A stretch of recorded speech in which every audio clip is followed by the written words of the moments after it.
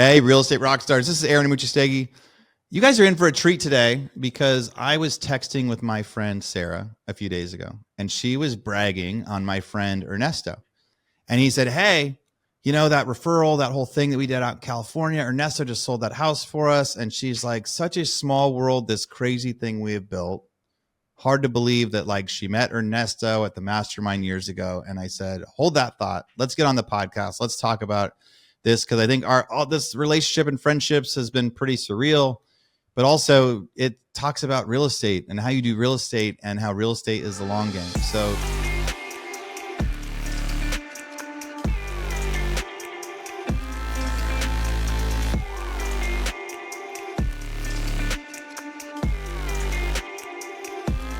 first I'll say, Sara, hello. How are you?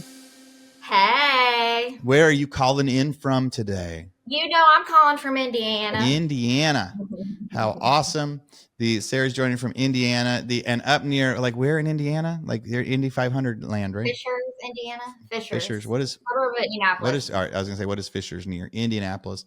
Ernesto, where are you at today, dude? I'm in the Bay Area, Walnut Creek to be specific. Walnut Creek. Ernesto, I first met you. When did I first met? It wasn't for the Rockstars. It was when you were in Austin for like something else with a bunch of buddies of yours. It's kind of through like social media land, right? This was a Brian Lubin get together pre his formal Action Academy. He just rounded up some guys that he knew from Go Blend and Submerge and people that he knew personally. He set up this random, hey guys, let's hang out and mastermind in Austin. And that's where you and I met. And it's all kind of just continued from there. Yeah. Like we had met online, like through social media, and then saw you at that thing. And I said, hey, you've got to come to my Real Estate Rockstars event. Like I should get you on the podcast. You should do this. You're like, maybe I will. What's the dates of that? We could probably look back at the original text. The question was probably like, what's the dates? Maybe I'll come back out next. It was like a month before. And Sara had already signed up. Why did you sign up to join our Real Estate Rockstars event 4 or 5 years ago, Sara? Well, as you know, I was an avid listener of the podcast and I was working a full-time job as a nurse practitioner. And I was doing this on the side, learning how to real estate and just listened and loved it and learned everything. And it's so crazy because I told Matt I just had my second baby and I was going to go to Texas by myself and go check this thing out because I got so much from the podcast that I could actionable items that I put in the work and it worked. And I was like, hell yeah, I'm going to go and I'm going to soak all this up. So it was super exciting to go and do that. Yeah, it was like, I remember too, like, so the way you and I met is you were like, listening to the podcast. And then you would make a post on Instagram and you'd be like, hey, look, I furnished my own listing with my own money today. And you would tag Real Estate Rockstars and tag Aaron Amuchastegui. And then I would start like, you'd be like, hey, look, I just got this new listing and I'm doing this. And like, hey, here's a tactic. Sometimes we do this. And I would start resharing it and chatting. And so you got interviewed on the podcast after that. Both of you guys decided to join the mastermind. Ernesto spoke at the first one. Spoke at the very first one out there. Sara, you did not. You were just a member as you came out. And who would have known what would have happened? That was in 2021. Was it May 21 or 22? I guess we've done 4. So 22, 23, 24, 25. So it was 22 then. So 2022 was when we came out to Austin and started doing our little journey. So anyway, like that's the history. That's how we got here. Ernesto, how is real estate going for you right now? It's a mixed bag. Definitely a little bit of a lighter year for me, but as we saw with Sara's referral in a town called Brentwood, a little bit deeper into the East Bay. Brentwood's really like the edge of the Bay Area. I'm doing a lot of, and what's creating a lot of opportunities for me is, and Sara and I were talking about this, is just helping other people solve their problems, like whoever it is, which happens to be other realtors in a lot of cases. So without getting too distracted or off topic, I just sent Sara's like, hey, since I got you on the phone, I know you have some ties to Indianapolis. Do you have any contractors? Because I'm having a hard time with mine. I gave you 3 people that I've worked with that I know and trust. So what's happening for me is between buyers and sellers and now renovation work, that other realtors see what I do and the before and after transformations that we do. Other realtors will call me and say, hey, Ernesto, I either A, am too busy, B, I don't know renovations, I don't want to manage this. Why don't we partner on this together? So all things considered, with some of those opportunities as well, kind of behind the scenes, it's actually been a pretty good year for me. Yeah. Sara, what's your year been like? It's been great. Sold more than I ever have. Crazy busy doing all kinds of stuff.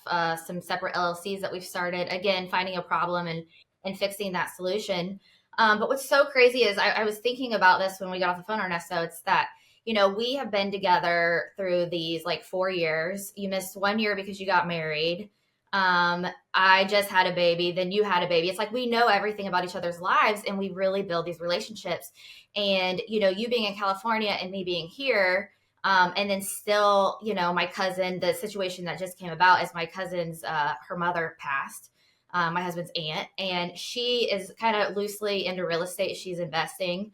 And she came to the conference with us and met Ernesto. And Ernesto and I have both, kind of figured out this thing where, and we say this all the time, if you're not investing in real estate, you're just working for a tip. And what we have found is to figure out how to maximize people's net. And sometimes it's just really easy doing lighting and painting. And in this case, he went in and took her house and completely renovated it and sold it and beat days on market. And it looks beautiful. And it's just so cool because, we talk about these things at the mastermind and we all get inspired by each other. And then to just be like, oh, I have a friend in Brentwood, and then him just execute this so beautifully, and take care of my family. So it was really great. So it just feels like this group has just lifted that off my head. Like my mind just blew when I first met everybody because there's so many great ideas. We're all sharing and it's just really cool to be part of. So thank you guys. I love it. And one of the things I like about us being from all over the world, right? It's like every real estate market's different. There are people that are part of our little friendship mastermind group, family, whatever we want to call it, right? There's some people that have done 1,000 transactions and some people that have done 3, right? There's some people that their average sales price is like bills, like $2.5-3 million is the average transaction price. And there's people who their average transaction price are 250, 300. And then there's also this real amount that right now real estate in Austin is rough. So I'm out in Austin, Texas. Everything is slow. We got like 9 months of inventory. It's tough, worst market Austin, Texas has ever seen ever, right? When it comes to like how long it takes to sell a house. It's never had this high of inventory ever since the history of them tracking stuff. And we got Ernesto in the Bay Area where it's like kind of hit and miss. I've heard that some transactions are happening pretty fast out there. Others are happening really slow, but tough to get the right amount of volume. And then we're like, Sara, how are you doing? Like, I'm starting the call before we start. You guys are like, how are you? I'm like, I'm not good, actually. And then Ernesto comes on. He's like, I'm doing pretty good. And Sara, you're like, I'm crushing it. My life is amazing. But like, that's part of the fun of like the family and and like the mastermind and like the concept of this too, is that's why it's good to get on voices with like, get on the phone, get in person, talk to people from all over, because we are who we hang out with. We are the combination of the 5 people we talk to the most and all that. And if I'm only talking to real estate agents in Austin about like the real estate market, it's a pretty sad time. But if I'm talking to like people in like, if I'm talking to people in India, maybe I'm like, hey, real estate market isn't that bad. Like so anyway, how did the deal happen recently? So like you called up Ernesto and said, hey, I've got a referral for you. And then did you guys do anything creative with that thing? I got like secret shopped.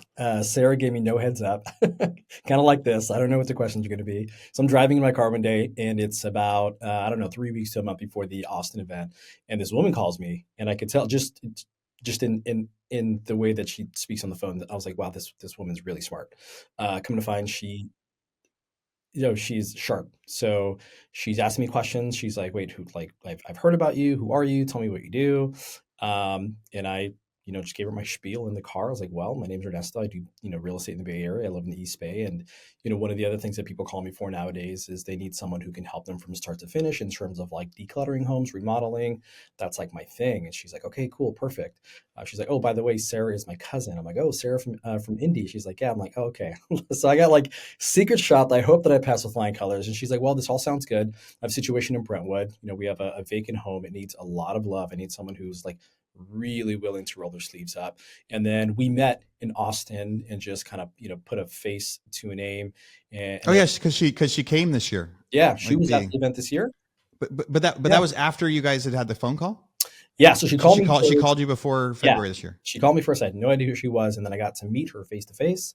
And when we got back from Austin, we met at the property quickly. did a walkthrough, gave her an estimate, showed her my portfolio of some of the other projects that I'd done, some before and afters, and she liked everything that I had to say. She lives in San Francisco and she knows the cost of things out there, and she was a little skeptical actually. She's like, Ernesto, are you sure you'll be able to do all this at this budget?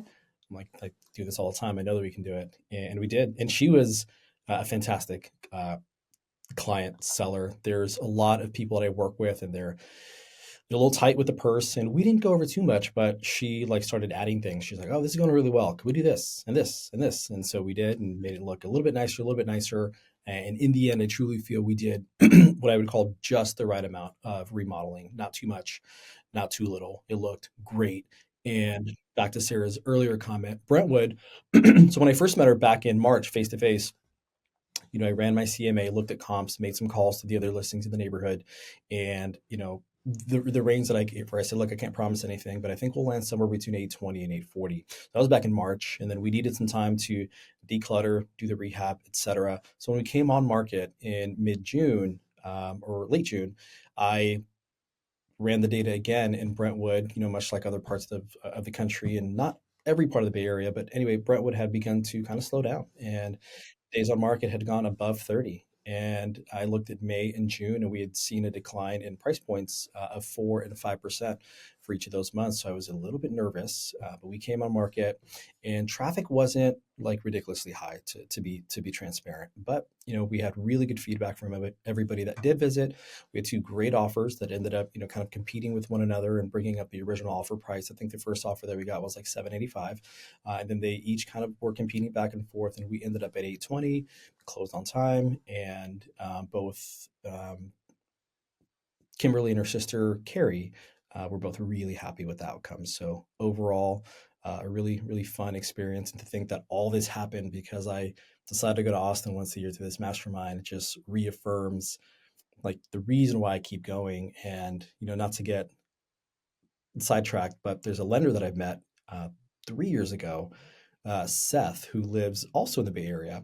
He's a lender. He goes by Mortgage Seth Online. Him and I have closed like 3-4 deals together. So, so many good things have come from me just going to Austin, being at this event, this specific listing, meeting an excellent lender who's usually like the most competitive most competitive person that I refer people to, and just feeling like I'm part of this group where I may not know the answer immediately, but there's this whole database of people that I can call. So, like when I think of other cities, so now obviously there's a lot of realtors in Austin. So, whenever people ask me about Austin, there's a bunch of realtors that I can refer to them in Austin. I think of other people, just cities across the country that come to mind, where whenever anybody needs anything, I'm like, I can probably introduce you to someone local where you're going to need help in, whether it's a buyer or a seller. And all of that has come from being part of this community, which is fantastic. Sarah, I mean, so part of how you met him and got like the referral, not even a referral, right? He got like interviewed. So he essentially got the lead. So he got like a soft referral. It had to help that when she got to meet you the first time, I threw you up on stage without warning, and asked you to speak without you knowing, that you were going to have to speak.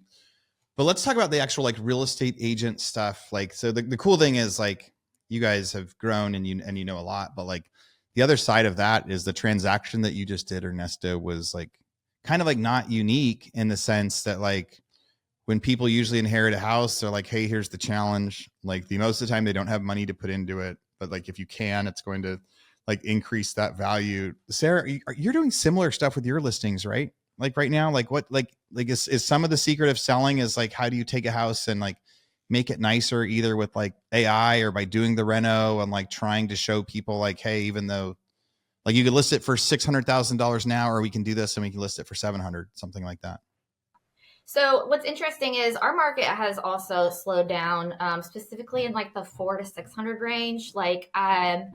Which is kind of odd, but I really think what makes me very competitive is I go in, and even if it's not like this scenario, I've taken over probably 4 in the last 6 months that were on the market with another agent before me. And for instance, this last one was on the market for 850. It reduced for 750, was on the market for 3 months.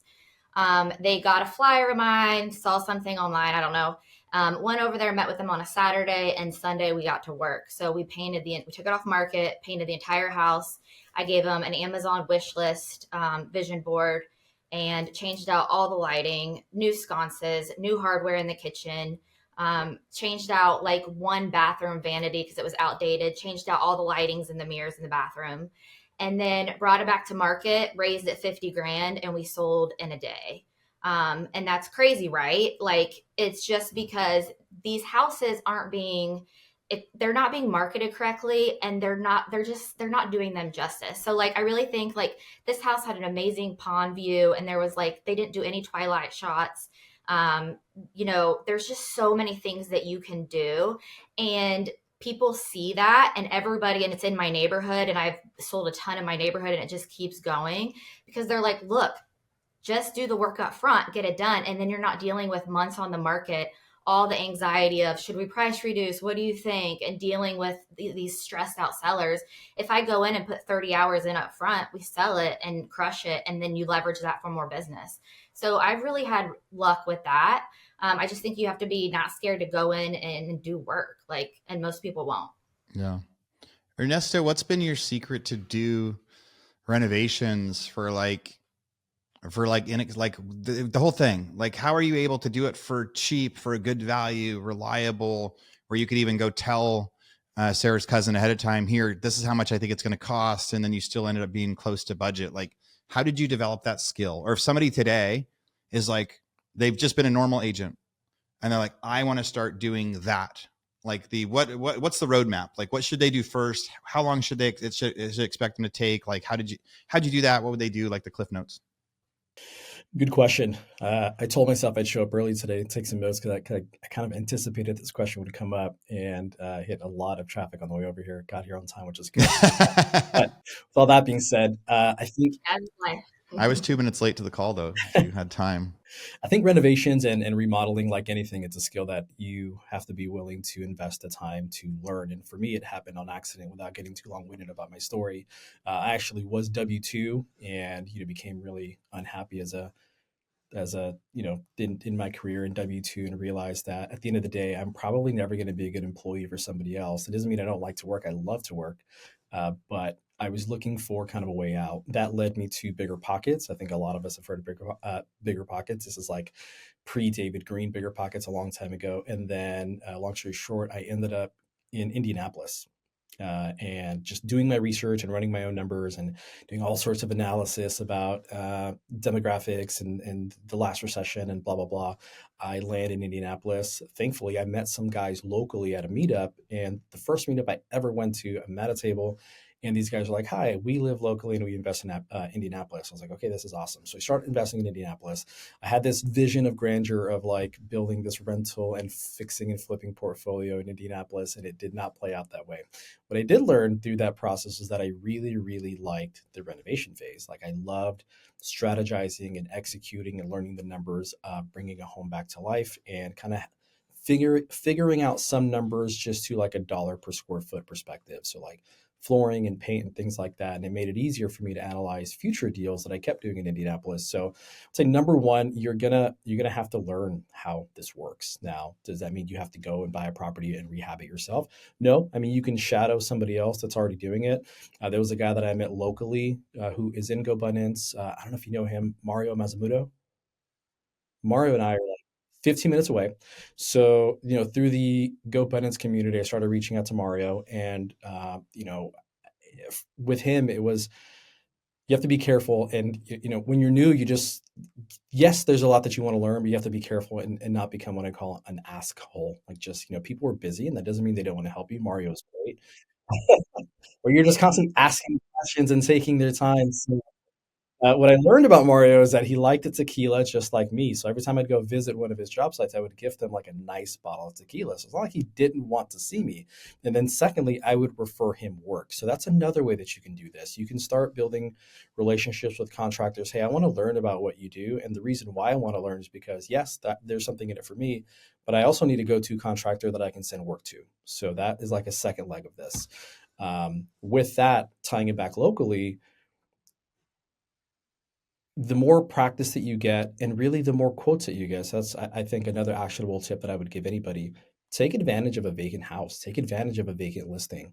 You're not getting quotes because you want to waste people's time. You're getting quotes from contractors because you want to learn what their rates are. And you also kind of want to feel them out, because a big thing about working with contractors, and Sarah and I were talking about this, there are contractors that are fantastic. So Brandon Turner has this thing about, the three sides to a triangle that come with a contractor, and you can only get two of three. So there's price. Is their pricing good? Number two, there's the quality. Can they do a really, really clean job, or is it going to be a little bit sloppy? And it's how quickly they finish the jobs. And Brandon Turner always says you can pick two of three. So if you want it done well and you want it done fast, well, you're going to pay more money. If you want it done fast and you want it done cheap, well, you might sacrifice on quality. The last thing that I would add, I would draw like a circle around that triangle, is how well do these guys communicate? Are their quotes clear? How's their demeanor? Because I've over the years I've worked with contractors that maybe do a really good job, and I feel like their rates are good, but I'll refer them out to a client, and that client will tell me, "Hey, Ernesto, this guy's got kind of a shitty attitude, and he shows up late," and so all that. So, admittedly, like, contractors can be a headache, and you almost kind of constantly have to be recruiting and constantly just getting quotes. And this is where relationships go a long way with other realtors in your market that you can reach out to. Hey, who do you use for paint? What do they typically charge? For X size house, kind of exchanging information. And with all those things in no particular order, you're going to learn. And so now I'm at a point where I've done this for so long, and I've done so many projects that I know the cost of things. I know the cost of, like, where we get flooring for the price that we do is one of my little secret weapons. Is there's a new shop that I found where typically I'm paying about $2.25 for LVP flooring, which most people would consider pretty competitive. I found this new shop where I get it for like $1.30. So all those little kind of constantly looking for better deals. Home Depot, anybody can open a pro account. Anybody can get 20% off on Behr paint. So there's a lot of little tricks that you learn along the way, and just popping into stores and seeing what things cost there, and just continuously getting quotes for things. I'm always getting quotes for like cabinets and granite counters, and there's like 3 different shops that I go to, and I'm always just kind of rechecking their price. So if this is something that you intentionally want to do, like Sarah is, her competitive advantage is that she can remodel your home, she can stage it, and as she taught us at the mastermind, that AI like visualization. This is what your house looks like right now. Let me actually give you an image of what I'm going to make your house looks like. Other people that are being kind of lazy, don't want to do the work, or don't know how to do the work, are probably going to lose that fight if they're going up against Sarah. So, in no particular order, those are hopefully some actionable things that people can do to just learn the renovation world, and then be able to have that value add for your clients, whether it's sellers, buyers, or just friends and family. I think it's really important, especially in this market where I think buyers are super picky. And it's not that they don't want to spend the money, but if inventory is up and they have more choices, they're unlikely to take the house that needs a ton of work and is priced incorrectly. If you have a well-priced home that shows really, really well, and typically my top 3 things that I would say specifically that I think give you the best return on your investment, it's going to be paint, flooring, and lighting. Anytime we go into a house and we just have paint, new flooring, and do recessed lighting, it is night and day. It's not super expensive. It's not often that we're gutting kitchens or we're gutting bathrooms. We're not doing all that. It really doesn't take as much as people think that it might. And as Sarah and I continue to show, it makes a big difference. Yeah. I have another tip too that I think is a good way. I think first off, a lot of people have paralysis analysis and they just don't get started.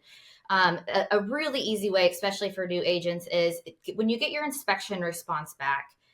What I like to do is put it into ChatGPT and say, "Hey, can you give me quotes on this in my market?" And it will give you a high and low range, and then send it to the contractors and get a quote, and then you start to learn how much things cost.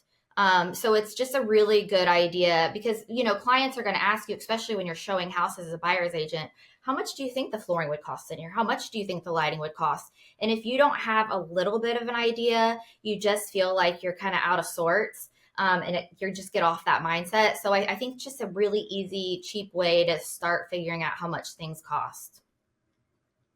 I'm over here writing notes as you guys are talking, like just to like re-highlight some of that, because there's a big part of what we wanted to share today was that startup of like the relationship, right? Like in real estate, I shared on my Instagram the other day of a guy that sent me this text that said, I think you guys probably saw it. He sent me a text and he said, "Hey, I'm calling about your listing on this." And I said, "Cool, send me an email and my assistant will send you the data report on it." And he said, "How about this? How about you forward my text to your assistant?" And I was like, whoa, bro.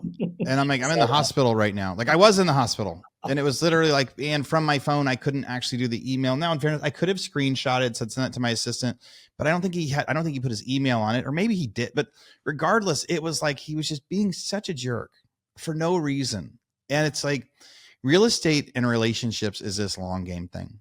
I think all of us have had a tendency where we worked with somebody we didn't like, and we wanted to like say the mean thing or do the mean thing. And there are times when it's like being the bigger person and having the relationship, because like good relationships last forever. And it creates this thing of like, you could have met Ernesto one moment and he said, hey, do you know someone in California? And you're like, yes, I know this guy. I met him when I was out in Austin, and we like had a fun conversation. And if your first meeting with Ernesto would have been something different, if he would have acted anywhere other than awesome, he wouldn't have been your first one to mind. And so we have these. So one part about like the relationships and how we treat people, we never know when it's going to come back tenfold, or somebody's cousin or somebody's whatever. Like you never know. And so like when you're in real estate, relationships are important. And building those, and then also who you surround you with is important. And the fact that we are agents learning from other agents, and I'm getting to get on the phone with you guys today, where I've had the roughest couple days ever. And then I get to hear that like, Ernesto's like out there in the grind, but he's figuring out a way to be successful. And Sara, who a few years ago, when I first got her on the podcast, was still a nurse, right? Doing real estate on the side. Like I can't even imagine like her not being a full-time real estate agent now. So it helps me to actually get to hear from your guys' perspectives of fun today. Right. So that's one. So like the relationship stuff and what happens and how long the world is, and treat people good, because you never know when treating that one gal right in Austin creates a $10 or $15 or $20,000 paycheck years later. And it's not just a paycheck, it's something where, and then vice versa. Like Sara was able to help her cousin by introducing her to the right person, because Sara was a kind person in that whole deal. So like, that's one. Her friends about Ernesto. I mean, it's just leveraging those relationships and doing the work. And when you set that kind of expectation and you show people what you can do, they will tell people there's nobody else you can work with. No one else is going to get in and do these things. I love that. And it's so great, The little tips that you guys said, that I think that like, I guess the last part, what I thought was really interesting when Sara, when you texted me the other day and you were like, Sara, Ernesto did this and it's so cool because he does the stuff like I do it. And he like did the remodel and the value add. Like that's not normal that agents are doing it. But I think right now more than ever, it's super important for agents to know how much stuff costs. Like whether you're walking into a house as a fixer, so you can tell your client, hey, we can buy this one and spend 10,000 on it, and you're still going to be 20,000 less than the other one. Or when you're walking into a listing appointment and saying, hey, I can list it for 500 right now, but if you can give me 20,000 bucks to put into it, I can sell it for 550 and you're going to net better. So you need to know how much stuff costs. The best way for that Ernesto talked about was like ask without being an asshole. So like so giving a gift when you're stopping by construction sites, I think that's awesome. I think his tip of like, don't waste a vacant house. So if you get a listing or you get a fixer or you get an anything, getting as many quotes as possible so you can figure out, getting as many recommendations as possible. Like what color would you put in? What's your price? How does this work? You get a lot of information from them. Unfortunately for me, the best value contractors are the worst at the communication and their paperwork. So the guys that I love hiring, that I get to pay the least because their quality is fantastic, they don't even know how to write an invoice or a quote. So there is like this little balance like of that. Like that was something that, as you said, it reminded me like my favorite guys are like getting them to send me an invoice or paperwork is the worst, but I like know what I'm going to get. But that took time and effort. Get as many quotes as you can. Don't waste a vacant house. I love the idea of Sara saying as soon as she gets a home inspection, she throws into ChatGPT and says, how much is this going to cost? And then she goes and gets real quotes. So then she can actually use that as a baseline. Like ChatGPT is now the baseline. So ChatGPT says it's going to cost you $2,000. She gets 3 quotes and it's $1,500. She goes, okay, I know ChatGPT is going to be a little high. Or if ChatGPT says it's going to be $2,000 and she gets a bunch of quotes and it's $3,000, she goes, okay, ChatGPT is going to be, cheaper than really. So you adjust up, but it's like using that as the baseline, then get real quotes. And then you get to learn more and more. Like, yeah, don't waste the house. Don't waste the vacant thing. The only way that we can become experts on how much stuff costs is by going through the process and like getting quotes, getting invoices. Eventually it's by doing flips or doing the remodels or doing that. But for newer agents, if you've never done one, we all started somewhere. My very first house, I did guesses. I got quotes for the paint, and then I self-performed the other stuff, and I started learning. And and a lot like all of us, like I know both you guys have gotten your hands dirty on construction sites doing the work yourself. Sarah's daughter was drywall patching a house the other day. Like and when she does, she seemed like she was like a perfectionist on that video as she was patching the drywall. Something else too. I just had a scenario where I just sold this house to these people for about 1.1, and they got transferred for work. So in 6 months, we had to sell the house. And we went in and just like wallpaper, did shelving, lighting, like the USB, and just those little tiny things that make all the changes. And we listed for 1.5 and we are under contract. So it's just those little things, those little details. If you could just go in and do those things, you'll make so much more for your clients as well, you know? Yeah. Guys, final thoughts. Any last advice you'd give someone on how to succeed in today's real estate market? Ernesto, you first. I think it's just helping other people solve their problems. Sarah and I talk about this a lot. There's a lot of agents that have this mentality that we are one another's competition, which is not true. You know, a lot of what a good portion of what I'm doing today is working with other realtors to solve problems that they don't know or don't enjoy solving, which a lot of it is, construction and renovation based. So whether it's friends or family, next door, people are looking for referrals. That's a really good way to, earn some favor with contractors that you do like and that, you know, you want to be on good terms with. So my favorite guys that I work with, I like to keep them busy whenever I don't. So if I don't have a project for them, if I don't have a realtor that I can go put them on a job for, if I'm on Nextdoor or a Facebook group, a local Facebook group, and somebody needs, hey, I'm looking for a painter, I'm looking for floors, what have you, keeping those people busy and just continuously adding value to even your contractors is a good way to stay on good terms with them. And then just in regards to this mastermind, I mean, you're definitely, we hopped on this without knowing what the questions were going to be. There is no pre-scheduled agenda. This has been, out of all the events that I go to, especially that are realtor related, this is the best one that I go to. It's why I still go to Austin once a year. The people that are there from around the country and the level of kind of one-on-one that you get. There's a lot of really high level people that come to this event. I think of a guy I think he's out of Tampa, Sam Cottle. I watch his YouTube all the time, and just to like sit down and have lunch and pick his brain and him give me the contact information to his editor. He's like, I don't even have enough videos to keep her 100% busy. So you're not harming me. So just the level of transparency and access that you're going to get at this event is unlike anything else that I go to. And it's why I continue to go. And I would highly recommend any other agent start coming and joining us and becoming part of this awesome group that we've formed. How do you think it compares to so this will be our only advertisement version. I don't even know if I'm going to open up more ticket sales, but let's cost wise of the events. You've now seen and attended a bunch of events or seen advertisements for a bunch of events. What do you think of the cost of how much we charge for the ticket? I think the cost is pretty much the same that you're going to pay for other events. So the cost itself is not too different, but it's the value that you get.